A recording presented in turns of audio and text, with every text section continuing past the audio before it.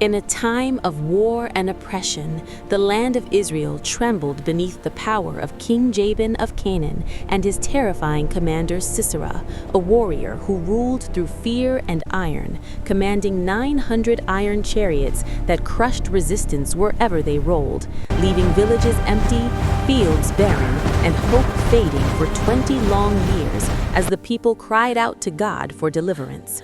And in those dark days, a prophetess named Deborah arose, wise and fearless, judging Israel beneath a palm tree and declaring that the Lord himself would bring victory, though in a way no one expected.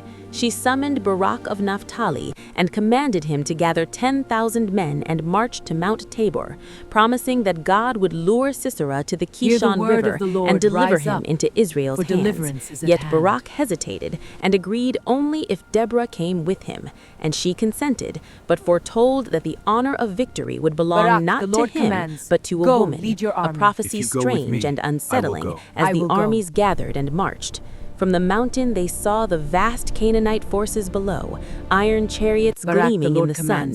Yet when Barak charged, the heavens answered as a violent storm burst forth, rain flooding the Kishon River and turning the battlefield to mud, so the mighty chariots sank helplessly while Israel surged forward in sudden courage and routed the enemy.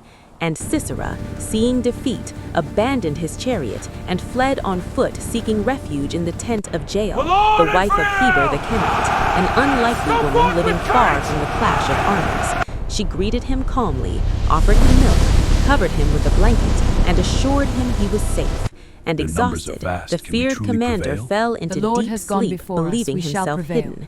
Yet Jael knew his cruelty and the suffering he had inflicted, and in a moment of quiet resolve, she took a hammer and a tent peg and drove it through his temple, ending the tyranny that swords and soldiers struggled to defeat. When Barak arrived searching for the fleeing general, she led him inside and showed him the lifeless body, and he realized Deborah's prophecy had been fulfilled not by the strength of a warrior, but by the courage of a woman.